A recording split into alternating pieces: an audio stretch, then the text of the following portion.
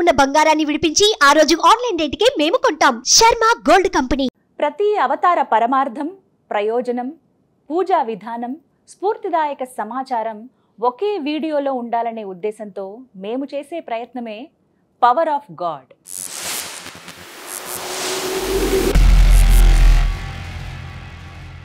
ఒక్కో ఎపిసోడ్లో ఒక్కో భగవంతుడి గురించి పూర్తి సారాంశం తెలియజేస్తూ సాగే పవర్ ఆఫ్ గాడ్లో ఈ వారం అల్లరి కృష్ణయ్య, మనందరి కృష్ణయ్య, ఆ శ్రీకృష్ణ పరమాత్ముడి గురించి వివరించేందుకు ప్రస్తుతం మనతో పాటు ఉన్నారు ఇస్కాన్ నుంచి ప్రణవానంద ప్రభుజీ. వారితో మాట్లాడి మరిన్ని విషయాలు తెలుసుకుందాం. Hare Krishna Prabhuji. Hare Krishna. Welcome to power of God.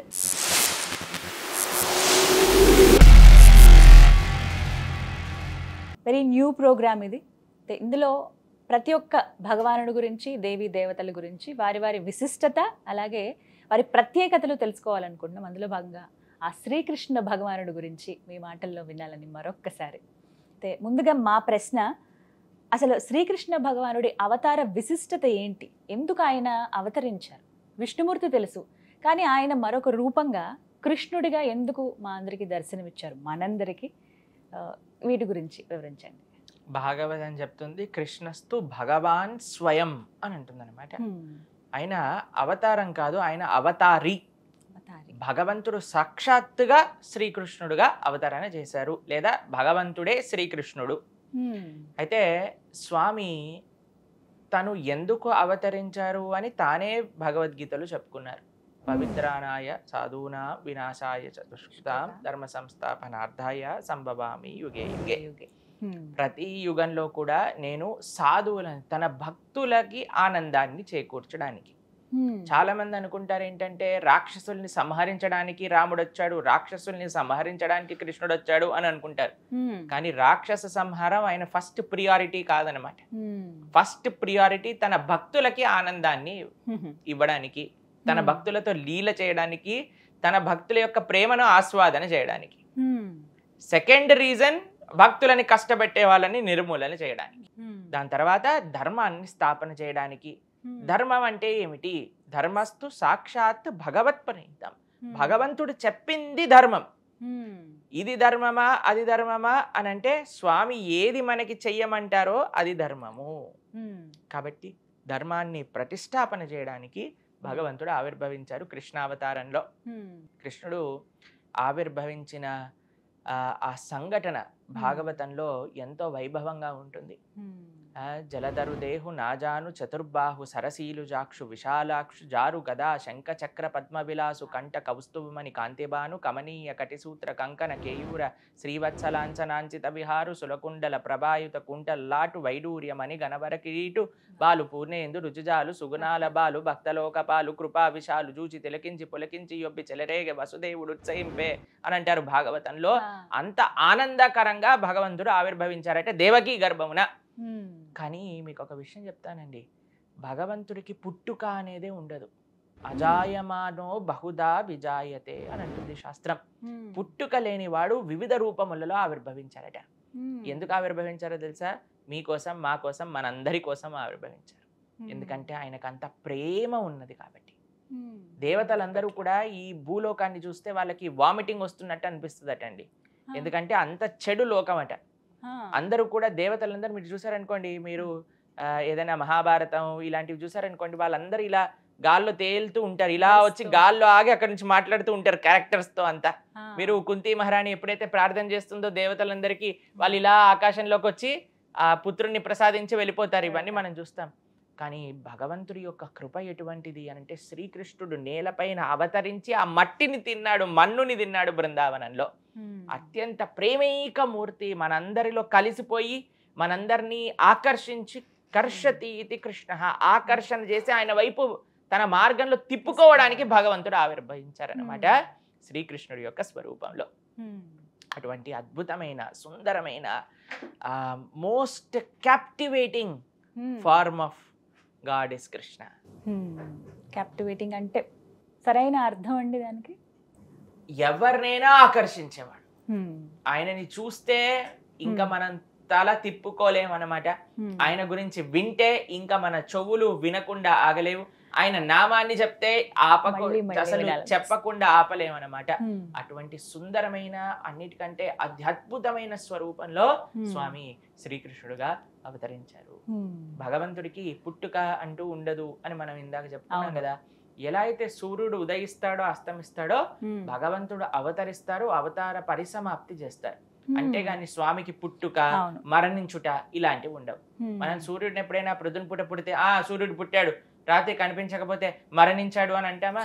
నీకు కనిపించట్లేదు కానీ ఎవరికో ఒకళ్ళకి కనిపిస్తున్నారు, అంతే కదండి. అలానే చెప్తాం కదా, అయ్యా నీకు కనిపించట్లేదు అంటే మాత్రం చేత మరణించినట్టు కాదయ్యా, ఇంకెక్కడో ఆయన తన వెలుగుని పంచుతున్నారు. అలానే భగవంతుడు ఆవిర్భవిస్తారు, భగవంతుడు అవతార పరిసమాప్తిని చేస్తారన్నమాట. ఇది విశేషం. కృష్ణుడి స్ట్రెంగ్త్ అని అంటే ఏం చెప్తారండి? What is the strength of lord Krishna? ఒక ఆయన మాతోటి మాట్లాడుతూ ఒక విషయాన్ని చెప్పారు.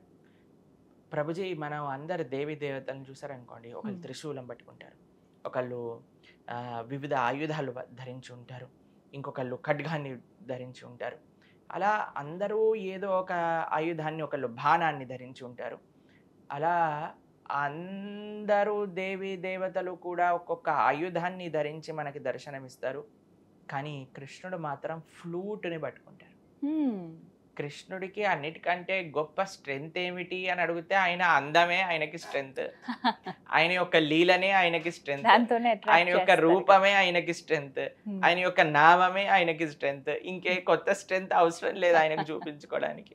మా ఆచార్యులు అంటారు, పొరపాటున కానీ మీ జీవితంలో మీరు ఇంకా ఎటువంటి భౌతికమైన విషయాలను పొందాలి అని అనుకునే ఇచ్చ మీకు కానీ ఉంటే పొరపాటున కానీ బృందావనానికి రాకండి అని అంటారు ఆయన. పొరపాటున కానీ బృందావనానికి వస్తే కేశీ ఘాటికి మాత్రం అసలు వెళ్ళకండి అని అంటారు. ఎందుకు అని అంటే అక్కడ కృష్ణుడు త్రిభంగ స్వరూపంలో నించుంటాడు. ఆయనను ఒకసారి మీరు చూస్తే ఇంకా జీవితంలో దేని గురించి కూడా మీ మనసులో ఆసక్తి ఉండదు, కాబట్టి బృందావనానికి వెళ్ళొద్దు అని చెప్తారనమాట. ఎందుకు అని అంటే కృష్ణుడి యొక్క రూపం అటువంటిది, కృష్ణుడి యొక్క నామం అటువంటిది, కృష్ణుడి యొక్క లీల అటువంటిది అనమాట. ఒక్కసారి కానీ కృష్ణుడు కృష్ణ గ్రహీతాత్మ అని అంటారు ప్రహ్లాదుని. మనందరం ఈ ప్రపంచంలో ఏ గ్రహం అండి మమ్మల్ని, మాకు ఈ నడుస్తుంది, ఏలనాటి శని నడుస్తుంది, రాహు దశ నడుస్తుంది, కేతు దశ నడుస్తుంది అంటారు కదా. భగవద్భక్తులకు కూడా ఒక గ్రహం పట్టుకుంటుందట. ఏ గ్రహమో తెలుసా? ప్రహ్లాదుని పట్టుకున్న గ్రహం కృష్ణ గ్రహీతాత్మ, కృష్ణుడు అనే గ్రహం పట్టేసుకుంటుంది అనమాట.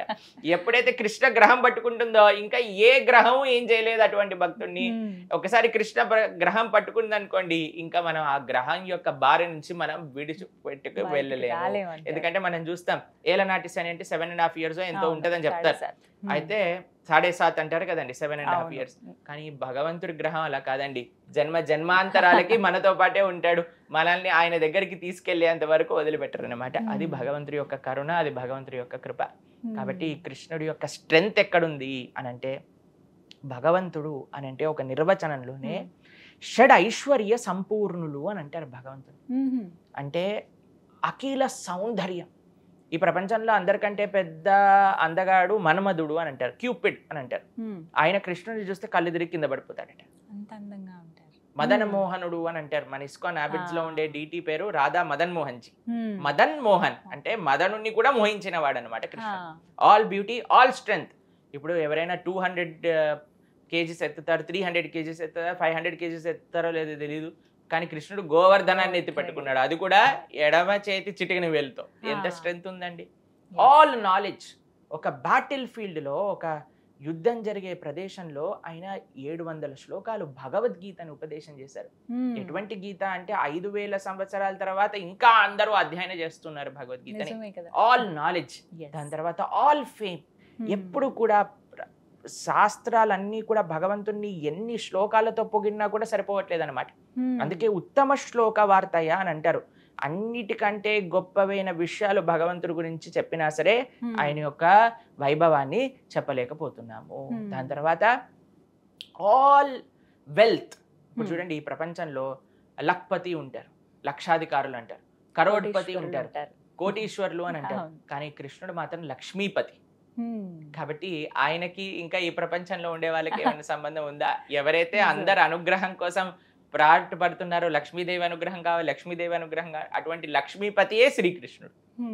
అన్నిటికంటే ఈ 5 లక్షణాలు చెప్పుకున్నాం కదా, 6వ లక్షణం ఆల్ రెనౌన్సియేషన్ అంటారు. పూర్తి వైరాగ్యం కలిగిన వాడు. మీరు చూడండి, అంత గొప్ప రాముడిని కూడా అయ్యా నువ్వు అరణ్యానికి వెళ్ళాలి, సరే అయ్యా వెళ్ళిపోతాను, ఎప్పుడైనా బాధపడి నాకు ఈ అధికారం ఉంది, నాకు ఈ రాజ్యం కావాలి అన్నారా? స్వామి ఆదేశం, పితృవాక్య పరిపాలన, వెళ్ళిపోయారు. అంత గొప్పవాడైన కృష్ణుడు అర్జునుడు తన భక్తుడికి రథసారిథ్యం చేయడానికి రెడీ అయిపోయారు. కాబట్టి ఇటువంటి ఐశ్వర్య సంపూర్ణులే భగవంతుడి యొక్క పరిపూర్ణ స్వరూపము. అందుకే శ్రీకృష్ణుడిని మనం శ్రీ భగవాన్ ఉవాచ అని భగవద్గీతలో భగవంతుడి యొక్క వైభవాన్ని స్మరిస్తూ ఉన్నాం. శ్రీకృష్ణ అవతారం నుంచి ప్రతి ఒక్కరు నేర్చుకోవాల్సింది ఏంటండి? ఏం తెలుసుకోవాలి అసలు? రాముడి యొక్క అవతారం నుంచి అందరికీ ఒక విషయం చెప్తారు, ఎలా మానవుడు తన జీవితాన్ని ఆచరించాలో రాముడు ఆచరించి చూపించాడు అని. కృష్ణుని మనం ఇమిటేట్ చేయలేమండి. కృష్ణుని ఇమిటేట్ చేయాలి అని అంటే గోవర్ధనాన్ని ఎత్తి పట్టుకోవాలి, కార్య సర్పం పైన నృత్యం చేయాలి, పెద్ద ప్రహసన అనే పర్వతం మీద నుంచి దుంకి చూపించాలి. ఇవన్నీ మనం చేయలేము. కృష్ణుడి యొక్క ఆ లీలలను అనుభవించగలుగుతాం, మనం ఆస్వాదన చేయగలుగుతాం, స్వామి యొక్క వైభవాన్ని గుర్తించగలుగుతాం. భగవంతుడు ఎవరు అనంటే ఆ భగవత్ తత్వాన్ని పూర్తిగా చాటి చెప్పిన వారు కృష్ణుడు అనమాట. ఆ కృష్ణ పరమాత్మ యొక్క లీలలను అర్థం చేసుకోవటం, కృష్ణ పరమాత్మ ఆ లీలల నుంచి ఇచ్చిన సందేశాన్ని తెలుసుకోవటం. ప్రతి ఒక్క లీల ఒక గొప్ప సందేశాన్ని మనకి చెప్తూనే ఉంటుంది. కానీ ఒక మానవుడిగా రాముడిలాగా కృష్ణుడి జీవితంలో మనం ఏమైనా నేర్చుకోవచ్చా అనంటే ఎన్నో విషయాలు ఉన్నాయి. ఒక స్నేహితుడికి ఎంత ప్రేమను ఆయన చూపించారు. స్నేహం అంటే ఏంటో మనము కృష్ణ సుధాముల యొక్క ప్రేమలో మనం చూడొచ్చు. కుచేలుడు అని అంటారు. అటువంటి బాధ్యత, ఇప్పుడు గృహస్థాశ్రమ ధర్మాన్ని ఎంత గొప్పగా నిర్వర్తించారు. అటు రాముడి దగ్గర నుంచి ఎలా అయితే చూడొచ్చో, ఇటు కృష్ణుడి నుంచి కూడా అలానే చూడొచ్చు. ఈరోజు పొద్దున మేము ఇన్స్టాగ్రామ్ లో ఒక రీల్ పెట్టామన్నమాట వెన్న దొంగతనం గురించి. అయితే దెన్ హీ మ్యారీడ్ 1600 గోపీస్ అని ఇలా సాడ్ ఫేసెస్ పెట్టారు. నేనన్నా 1600 మంది కాదయ్యా, 16,000 మంది. తర్వాత ఇప్పుడు చూడండి, జనాలు కృష్ణుడు 16,000 మందిని పెళ్లి చేసుకున్నారు అని అంటారు. అది ఎలా తెలిసింది వాళ్ళకి? భాగవత మాధ్యమంగా తెలిసింది. కానీ అదే భాగవతం ఎందుకు పెళ్లి చేసుకున్నాడు, పెళ్లి చేసుకున్నాక ఏం చేశాడు అనే విషయాలు అవసరం లేదు జనాలకి. కాబట్టి కృష్ణతత్వం ఏం చూపిస్తుంది అంటే ఒక భగవంతుడి యొక్క ఐశ్వర్యం ఎటువంటిది, ఒక భగవంతుడు ఎలా తన భక్తుల్ని రక్షించగలుగుతాడు, ఎలా తన భక్తుల్ని ఆదుకోగలుగుతాడు అని చూపించింది కృష్ణతత్వం. అందులో ఒక గృహస్థాశ్రమం 16,108 మంది భార్యలు ఉన్నప్పుడు కూడా ఒక్క ఇంట్లో కూడా మీరు ఎప్పుడైనా విడాకులు ఫైల్ చేశారు అని విన్నారా మీరు ఎప్పుడైనా? లేదా ఏదైనా కష్టాలు వచ్చాయండి మనల్ని అప్పుడు అడుగుతున్నాడు కృష్ణుడు అని విన్నారా? 16,108 మందిని ఆయన గృహస్థాశ్రమ ధర్మంగా స్వీకరించి గృహస్థాశ్రమ ధర్మాన్ని మొత్తం కూడా నిర్వర్తించారు. ఏంటి చూపిస్తుంది మనకి 16,108? 16,108 కాదయ్యా, 16 కోట్ల మంది వచ్చినా, 1600 కోట్ల మంది వచ్చినా, 16,000 కోట్ల మంది వచ్చినా కృష్ణుడు అందరినీ పోషించగల శక్తి కలిగిన భగవంతుడు అని కృష్ణతత్వం మనకి నేర్పిస్తుంది. కాబట్టి భగవంతుడు గురించి మనం అర్థం చేసుకోవాలి అని అంటే మనం భగవంతుడి గురించి చెప్పిన శాస్త్రములు చదవాలి. కృష్ణుడి గురించి చెప్పిన శాస్త్రం శ్రీమద్ భాగవతం. ఎప్పుడైతే మనం భాగవతం వింటామో, ఎప్పుడైతే మనం భాగవతం చదువుతామో, అప్పుడే మన కృష్ణతత్వం గురించి అర్థం అవుతుంది. కృష్ణుడు చెప్పింది భగవద్గీత అయితే, కృష్ణుడు గురించి చెప్పింది శ్రీమద్ భాగవతం. అసలు భాగవతం చదివితే, కృష్ణుడి యొక్క లీలలు చదివితే అసలు ఒక్కొక్క లీల ద్వారా కృష్ణుడు మనకి ఏం చూపించాలి అనుకుంటున్నాడు అనేది అవగతం అవుతుంది. ఎప్పుడైతే దాన్ని స్వయంగా మనం అనుభవిస్తామో అప్పుడు మన జీవితంలో ఉండే అన్ని రిలేషన్షిప్స్ కూడా ఎంతో పర్ఫెక్ట్ గా మారుతాయి అన్నమాట. చిట్ట చివరికి అన్నిటికంటే top most and the most important భగవంతుడికి భక్తుడికి ఉండే రిలేషన్షిప్ కూడా మనం శ్రీమద్ భాగవతం చదవటం వల్ల, కృష్ణుడి యొక్క లీలలు వినటం వల్ల, కృష్ణుడు ఏమేమి చేశారు తన లీలల్లో అని తెలుసుకోవటం వల్ల మనకి అవగతం అవుతుంది. ఒక్కొక్క దేవి దేవతలకు కావచ్చు, ఎవరైనా భగవంతుడికైనా పూజా విధానం అంటూ ఒకటి ఉంటుందండి. అసలు కృష్ణ భగవానుని ఎలా పూజించాలి? పత్రం పుష్పం ఫలంతోయం యోమే భక్త్యా ప్రయశ్చతి అని భగవంతుడు చెప్పారు. భగవంతుడి యొక్క ఆరాధన పరమ సాత్వికమైన ఆరాధన. ప్రేమ అనేది భగవద్ ఆరాధనలో ముఖ్యం అండి. నువ్వు ఏం వస్తువు ఇస్తున్నావు? కొంతమంది చెప్తారనమాట, నువ్వు ఈ పూజలో ప్రసన్నం అవ్వాలంటే ఆ రాయి తీసుకొనిరా, ఈ చెట్టులో ఈ ఆకు పట్టుకొనిరా, ఆ నూనె వెయ్యి, ఈ ఒత్తు వెయ్యి, ఇలా దాన్ని ఉల్టా దిప్పు, ఈ ముగ్గెయ్యి, ఇలాంటివి ఏమి ఉండవండి భగవంతుడి దగ్గర. పత్రం పుష్పం ఫలం తోయం యోమే భక్త్యా ప్రయచ్చతి. అయ్యా నువ్వు ప్రేమతో నాకు ఏది పెట్టినా నేను స్వీకరిస్తా. సాత్వికమైనవి. ఏంటి సాత్వికమైనవి? భగవంతుడు పెద్ద మెన్యూ ఏమి ఇవ్వలేదండి, కాంప్లికేటెడ్ మెన్యూ. చాలా ఈజీగా చెప్పారు, అయ్యా నాకు ఏమైనా సమర్పణ చేయాలి. పత్రం, ఆకులు, పుష్పములు, తులసి పత్రములు, ఏవైనా వాటితో చేసిన ఏవైతే మనకి ప్లాంట్స్ అంటారు కదా, ప్లాంట్స్ తో చేసిన ఏదైనా నైవేద్యము భగవంతుడికి యాక్సెప్టబుల్. పత్రం పుష్పం, ఫ్లవర్స్, పూలు ఎంత ఈజీగా దొరుకుతాయండి, ఎక్కడైనా పూలు తీసుకొని భగవంతుడికి సమర్పణ చేయటం. పత్రం పుష్పం ఫలం, ఫలం అంటే పండ్లు. తోయం అని అంటే నీళ్లు, పాలు, వీటన్నిటివి కూడా భగవంతుడికి సాత్వికమైన ఆరాధన, సింపుల్ ఆరాధన. భగవంతుడికి చక్కగా తులసి పెట్టి నివేదన చేయటం, తులసి పత్రములు, అలంకరణ, అభిషేకము, చాలా ప్రేమతో ఆరాధన. భగవంతుడికి ఏం చేస్తున్నాము అని ఆయన చూడనండి, ఎలా చేస్తున్నాము అని మాత్రమే చూస్తారు. ఎంత ప్రేమతో చేస్తే అంత మంచిది. ఇప్పుడు మీరు బృందావనాది క్షేత్రంలోకి వెళ్ళారు, అంతెందుకండి ఇక్కడ కూడా మేము ఎంతో మంది భక్తులకి చూస్తాము, వాళ్ళు ఎలా ఆలోచిస్తారు స్వామి గురించి. ఇప్పుడు సమ్మర్స్ కదండి, చాలా మంది భక్తులు కూలర్లు తెచ్చారు, వాళ్ళ గోపాల్ కూలర్లు పెడతారు ఇంట్లో, భగవంతుడికి కూడా చక్కగా ఇది అవ్వాలి. శీతల పానీయములు సమర్పణ చేస్తూ ఉంటారు, కుండలలో భగవంతుడికి నీళ్లు పెడుతూ ఉంటారు, చక్కటి నైవేద్యములు సమర్పణ చేస్తూ ఉంటారు. భగవంతుడు బొమ్మ అనుకునే వాడికి వాడి హృదయం రాయి, వాడి బుర్ర రాయి, కాబట్టి భగవంతుడు రాయిలాగానే కనిపిస్తుంది. భగవంతుడు సాక్షాత్తుగా శ్రీ విగ్రహ రూపంలో మన ముందు ఆయన పూర్తి శక్తులతో ఉన్నారు అని అనిపిస్తే ఆ భగవంతుడు అలానే మనతో రెసిప్రోకేట్ అవుతారు, అలానే మనం భగవంతుని సేవ చేయగలుగుతాం. ఆ సేవలో మనకి ఆ అనుభవం అనేది కలుగుతుంది. ఇది చెప్పి చెప్పి చెప్పి చెప్పి జనాలకు అర్థం కాదు, వాళ్ళు ఎప్పటి వరకు అయితే ఎక్స్పీరియన్స్ చేయరు. ఇప్పుడు నేను మీకు ఒక 2 గంటల సేపు గులాబ్ జామున్ గురించి ప్రవచనం చెప్తే ఏమీ లాభం అండి. ప్రభుజీ మీరు గులాబ్ జామున్ గురించి చెప్పకండి, తెచ్చి ఇవ్వండి మాకు అని అంటారు. అంతేనా? తినంది మనకి ఏం తెలుస్తుందండి గులాబ్ జాముల గురించి. అలానే మేము భగవంతుడి యొక్క భక్తి యొక్క రసం ఏంటయ్యా, భగవంతుడి యొక్క ఆరాధనలో ఉండే మాధుర్యత ఏంటయ్యా, అక్కడ ఉండే ఎక్స్పీరియన్స్ ఏంటయ్యా అని ఎంత చెప్పినా సరే జనాలు ప్రశ్నిస్తూ ఉంటారు. మీరు చేయటం ప్రారంభం చేయండి, అప్పుడు మీకు తెలుస్తుంది. మన ఆచార్యులు, మన పూర్వీకులందరూ దీన్ని అనుభవించారు కాబట్టి వాళ్ళు అంత నమ్మకంతో దాన్ని ప్రతిపాదన చేశారు. మేము ఎక్స్పీరియన్స్ చేస్తున్నాం కాబట్టి మీరు చెప్తున్నారు, మీరు మాత్రం విని అది కాదు ఇది కాదు అంటే ఏం లాభం? దాన్ని స్టార్ట్ చేయండి మీరు కూడా ఎక్కడో ఒక చోట, అప్పుడు మీకు కూడా ఆ ఎక్స్పీరియన్స్ అనేది కలుగుతుంది. కాబట్టి భగవంతుడి యొక్క ఆరాధన చాలా సింపుల్ అండి, చాలా ఈజీ. ప్రేమతో ఏది పెట్టినా ఆ స్వామి స్వీకరిస్తారు. ప్రేమ ముఖ్యం. ప్రతినిత్యం ఆ శ్రీకృష్ణ భగవానుడి అనుగ్రహం మా మీద ఉండాలంటే ఎటువంటి మంత్రాన్ని జపించవలసి ఉంటుంది? చాలా గొప్ప విషయం. మనం ఇప్పుడు చూడండి, ఎవరైనా అటెన్షన్ మనకు కావాలనుకోండి, వాళ్ళ పేరు పిలిస్తే వెంటనే వాళ్ళు ఎక్కడున్నా సరే ఏంటి అని అడుగుతారు, అవునా? పలుకుతారు. మీరు ఎంత దూరంలో ఉన్నా గట్టిగా మీ పేరు పిలిచామనుకోండి మీరు పలుకుతారు కదా.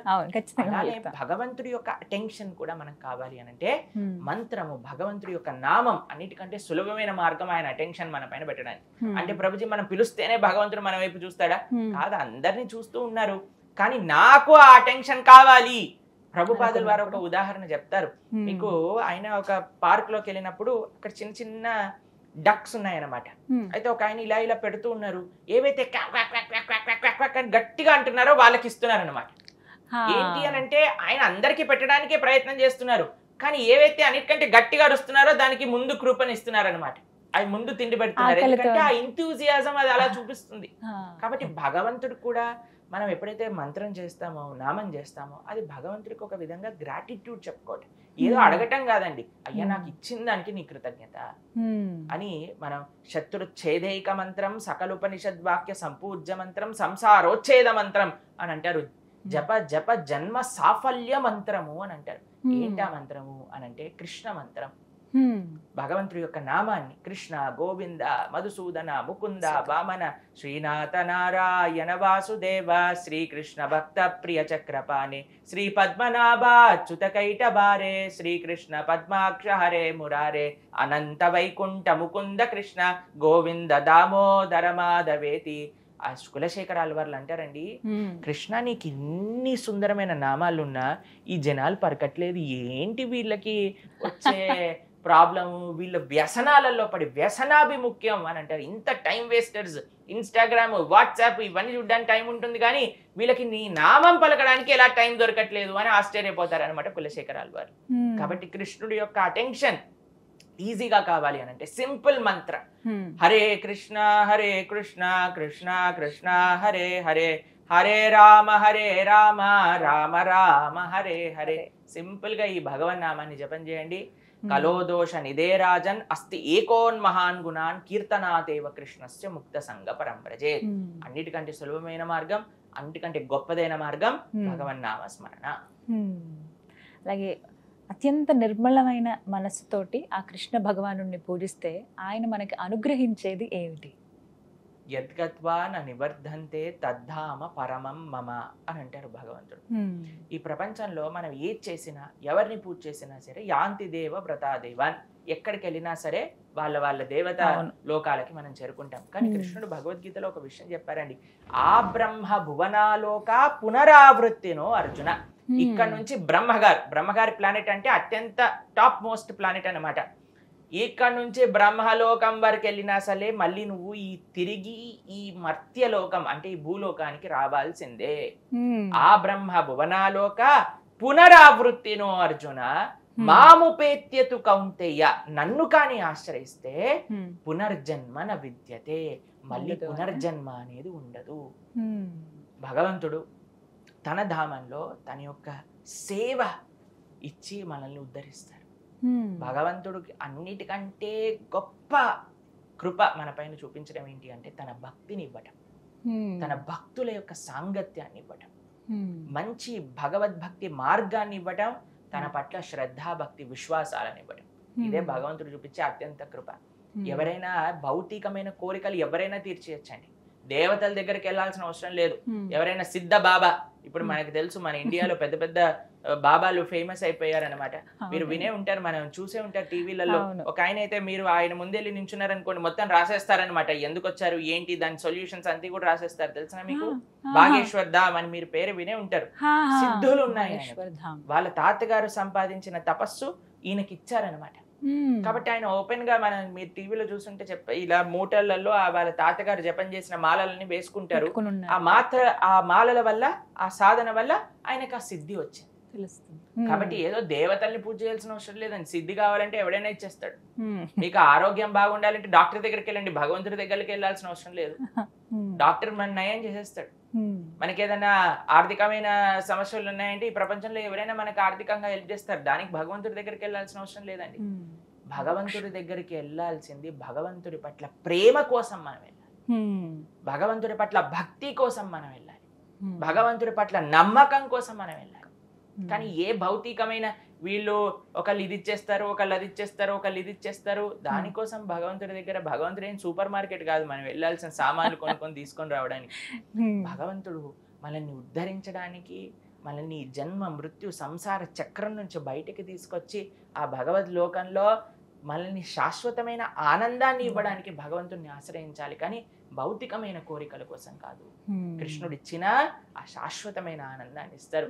ఏ ఆనందాన్ని ఒకసారి పొందితే ఈ భౌతికమైన కోరికలు ఎన్నడూ అడగమో అటువంటి శాశ్వత ఆనందాన్ని కృష్ణుడు మనకు అనుగ్రహింపజేస్తాడు. అది ముఖ్యం. అందుకే కృష్ణుడు చెప్పారు, సర్వధర్మాన్ పరిత్యజ్య మాం ఏకం శరణం వ్రజ.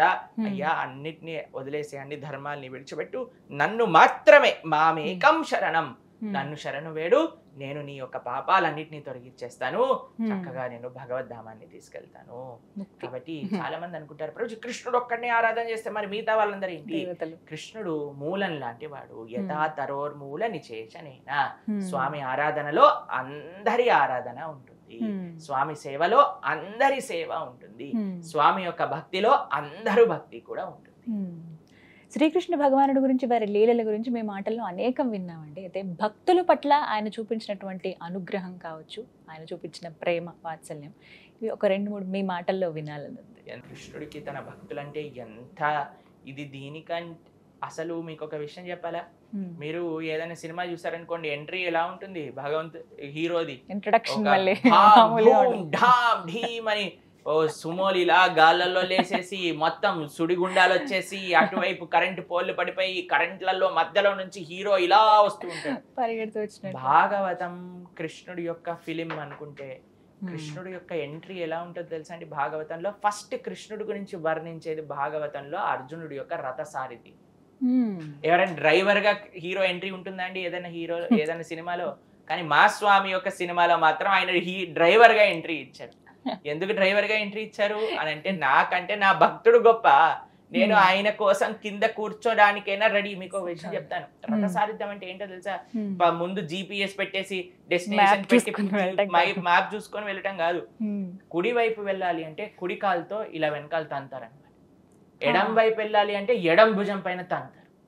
ఇప్పుడు పైన అర్జునుడు ఇలా యుద్ధం చేస్తూ ఉన్నారు. ఇప్పుడు కుడి వైపు వెళ్ళాలి అని అంటే కుడి కాలుతో కృష్ణుడు కుడి భుజం పైన తన్నాలన్నమాట. అప్పుడు కృష్ణుడు కుడి వైపు వెళ్ళాలి. ఎడం వైపు వెళ్ళాలంటే ఎడమ కాలుతో ఎడం భుజం పైన తన్నాలి కృష్ణుడికి, అప్పుడు ఎడం వైపు వెళ్ళాలి. అలాంటి పొజిషన్ లో కృష్ణుడు కూర్చొని రథ సారిథ్యం చేసి తన భక్తుని గెలిపించుకున్నాడు. దీనికంటే పెద్ద ఉదాహరణ ఏంటండి కృష్ణుడికి భక్తులు అంటే ప్రేమ అని? ఎక్కడున్నా సరే ఏ లీలలైనా చూడండి, ఆలవైకుంఠపురిలో ఆలోన సౌదంబులో అని గజేంద్ర మోక్ష లీలలో లక్ష్మీదేవితో వైకుంఠంలో ఆనందంగా ఉన్నాడు. ఒక్కసారి ఒక ఏనుగు భగవంతుని పిలిచేసరికి పరిగెత్తుకుంటూ వచ్చేసారు. లక్ష్మీదేవిని కూడా పట్టించుకోలేదు, పరిగెత్తుకుంటూ వచ్చేసారు అనమాట కాపాడుకోవడానికి. ద్రౌపది దేవి పిలవంగానే వెంటనే చీరిచ్చి కాపాడారు. అసలు ఎప్పుడు తన మనసులో తన భక్తులు భక్తులు భక్తులు మద్భక్త పూజాభ్యధిక సాధూనాం హృదయం మహ్యం, ఎప్పుడు తన భక్తుల గురించే ఆలోచిస్తూ ఉంటాడు. ఆయనకి ఇంకేం ఆలోచనే లేదు ఆయన. ఎందుకంటే ఆయన చేసిన సృష్టి ఎంత బాగుందంటే ఆ సైకిల్లో ఆ సిస్టంలో అది నడుస్తూనే ఉంటుంది అనమాట. కానీ ఈయనేం చేస్తాడు? తన భక్తుల గురించి ఆలోచిస్తూ ఉంటాడు. కృష్ణుడికి ఎంత ప్రేమ, దానికంటే ఇంకొక ప్రేమ. అసలు ప్రేమ భక్త వత్సల్యత అన్నదానికి మారు పేరు కృష్ణావతారం. భక్తులంటే ఆయనకి అపరిమితమైన ప్రేమ.